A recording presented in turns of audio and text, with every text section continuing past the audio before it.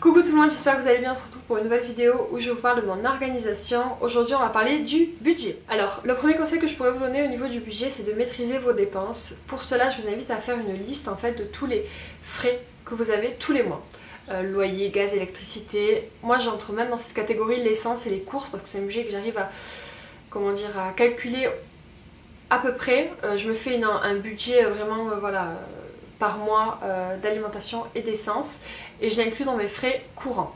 Après vous n'êtes pas obligé, mais moi je fais comme ça. Je vous renvoie à la vidéo qui sera, enfin je vous renvoie, elle sera pas encore en ligne, mais la semaine prochaine j'aurai une vidéo où je vous explique vraiment comment je gère le budget alimentation et les courses et tout ça, donc voilà. Vous l'aurez la semaine prochaine et je vous mettrai de toute façon toutes les vidéos organisation en barre d'infos si ça vous intéresse. J'étais en train de vous dire de lister toutes vos dépenses, que ce soit voilà, la cantine, les frais de crèche, les assurances, les crédits, tout ce qui sort tous les mois. Et de l'autre côté, vous notez l'argent qui rentre, donc les salaires. Ou autre. Donc pour noter, vous avez plusieurs choix possibles. Moi, je le faisais dans un carnet. Je préférais vraiment le faire à l'écrit. Il y en a certains qui le font sur l'ordinateur, il y en a certains qui le font sur des applications. Enfin bon, voilà, il y a plusieurs possibilités. Moi, je vous le disais, je le faisais sur carnet, mais là depuis peu j'ai changé, donc je l'ai fait sur l'ordinateur. Je vous montrerai en image rapidement sur le Mac. Il y a un logiciel qui s'appelle Numbers.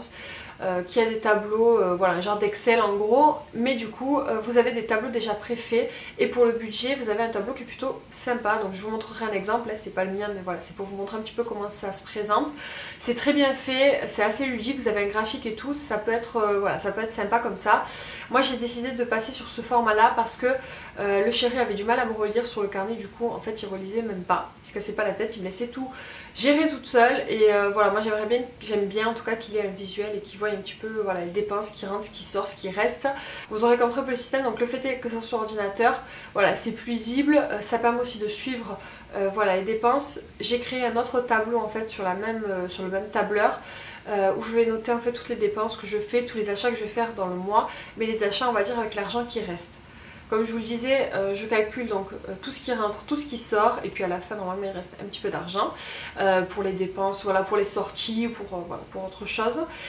Et du coup cet argent qui reste, quand je l'utilise, ben, je le note, comme ça je sais un petit peu où je gaspille, enfin, où j'utilise l'argent. Le deuxième conseil que je pourrais vous donner, c'est d'essayer de placer un peu d'argent de côté. Alors je sais c'est pas facile, je vous donne ce conseil mais moi j'ai beaucoup de mal à l'appliquer pour moi-même en tout cas, parce que je place de l'argent tous les mois pour mes enfants, mais pour moi j'y arrive pas. J'y arrive pas. Donc voilà, c'est un conseil que je vous donne, mais comme d'habitude c'est à prendre, voilà, selon votre situation, ce qui est possible et ce qui ne l'est pas. L'idéal, ça serait de mettre en fait 10% en fait de côté de votre rentrée d'argent, je vais dire n'importe quoi, mais si vous gagnez par exemple 1500 €, que vous êtes toute seule, ben essayez de mettre 150 € de côté. Je sais c'est pas facile, mais bon en même temps, j'ai remarqué que très souvent, plus on a un gros salaire, plus on va dépenser. Et plus on a un petit salaire, plus on va se débrouiller pour s'en sortir quand même, sans forcément le ressentir. Je sais pas trop comment expliquer, mais en gros, voilà, plus on a, plus on dépense, et moins on a, moins on dépense. Donc en gros, si tous les mois, voilà, automatiquement vous placez cet argent, en fait vous faites comme si vous avez un salaire un petit peu moins important que d'habitude, ben vous arriverez voilà, à vous en sortir avec ça. En tout cas, je pense que c'est possible, mais effectivement, c'est pas possible dans tous les cas. Souvent, on a des finances assez justes et on peut pas forcément passer d'argent. En tout cas, si vous pouvez, faites-le. Le troisième conseil que je pourrais vous donner par rapport au budget, c'est de planifier des budgets projets.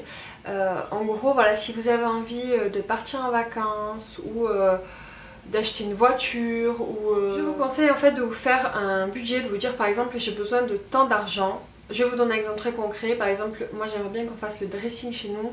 Je sais pas du tout combien ça peut coûter, il faudrait que je fasse un devis déjà pour avoir une idée, mais on va dire que voilà, ça va coûter 1500 € par exemple. Je me dis voilà, il va falloir que je mette tant d'argent de côté pendant tant de mois et je l'inclus dans mes frais. Enfin moi en tout cas c'est comme ça que je fais. Si je veux partir en voyage, je sais que voilà, dans mes frais, ben, tous les mois je vais inclure, je sais pas, 150 € à mettre de côté ben, pour partir en voyage. C'est ce que j'avais fait, enfin c'est ce qu'on fait à chaque fois pour partir. Parce que sinon, clairement, on fait rien et on part nulle part parce que voilà, tous les mois on utilise l'argent et au final on garde jamais pour partir en voyage. Que si on l'inclut dans nos frais, on se fait voilà, vraiment un budget projet, ben, si vous voulez c'est concret, ça rentre dans les dépenses puis ça passe et puis je dirais pas qu'on le voit moins, mais disons que ça simplifie la chose. Après, effectivement, vous me direz, oui, il faut quand même avoir mon salaire pour mettre de côté pour partir en voyage, pour mettre des sous de côté pour épargner. Oui, je suis tout à fait d'accord. Moi, je vous le dis, j'arrive pas à épargner. Par contre, quand je veux partir en voyage ou quoi que ce soit, j'arrive à mettre de côté. En tout cas, on fait en sorte de y arriver. Le quatrième conseil que je pourrais vous donner, c'est de surveiller en continu vos comptes.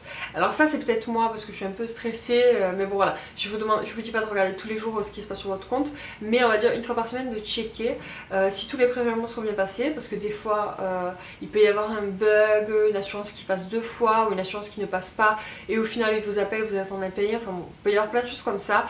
Donc surveillez que tous les prélèvements prévus passe bien comme il faut, et aussi surveiller les dépenses. En fait, s'il n'y a pas quelque chose que vous avez oublié de noter, s'il y a quelque chose que vous n'aviez pas prévu et qui est passé, moi à chaque fois je me fais avoir par exemple avec les frais bancaires, ça passe tous les 3 mois, sauf que je me rappelle jamais quand je les ai payés, je me rappelle jamais quand ils passent, voilà. Donc du coup le fait est de surveiller, je vois quand c'est passé, bon je les déduis, je le compte pas dans mes frais courants parce que c'est qu'une fois tous les 3 mois, je le déduis dans les frais, dans l'argent qui reste en fait, mais bon, bref. Le cinquième point, c'est d'anticiper au maximum les choses, enfin les frais à venir. J'entends par là, pour moi en tout cas à mon sens, les périodes où j'ai des dépenses, c'est au moment des soldes, parce que justement je fais en sorte de ne pas acheter énormément d'habits enfin, on va dire pendant l'année, mais au moment des soldes, voilà, je fais le stock parce que financièrement c'est beaucoup plus intéressant, qu'il y a de très jolies choses tout autant que quand c'est pas soldé, hein. Et voilà, on peut en avoir plus en quantité, plus en qualité aussi, donc moi je préfère faire comme ça. Et par exemple pour Noël c'est pareil, soit vous mettez de l'argent de côté en avance, bon après ça vous fait comme voilà, le projet un petit peu de financer Noël, mais bon moi personnellement je mets pas de l'argent de côté à l'avance pour Noël, mais j'achète un petit peu tous les mois 1 ou 2 cadeaux pour les enfants, histoire que voilà à Noël je sois pas en galère ou juste parce qu'il faut acheter des cadeaux aux enfants, aux neveux, aux nièces, à la famille, et du coup voilà ça peut être vite beaucoup, donc le fait est de prendre de l'avance sur ce niveau là, ça vous permet de faire quand même je vous dirais pas de faire des économies parce qu'au final vous achetez quand même les choses, mais ça vous permet d'avoir moins de frais en même temps, et voilà, financièrement c'est un peu mieux je trouve. Un petit point, c'est pas vraiment un conseil mais un point que je voulais aborder dans cette vidéo parce que je sais que ça arrive souvent, moi j'en ai autour de moi et ça m'est d'ailleurs déjà arrivé, c'est les crédits. Il faut faire très attention aux crédits, attention de ne pas en prendre beaucoup et de ne pas en prendre à des taux exorbitants parce que c'est souvent le cas. On peut vite se retrouver en surendettement. Très franchement je pense que ça peut aller très vite parce qu'on a des crédits très facilement sur internet, on va sur Cdiscount, on fait du 3, du 4 fois, il y a plein de sites qui font du 10 fois, mais au final vous pouvez en cumuler plein et vous pouvez être en grosse galère. Donc moi la règle que j'essaie de me faire, c'est quand je fais un petit crédit comme ça pour un truc, j'essaie d'en faire qu'un à la fois.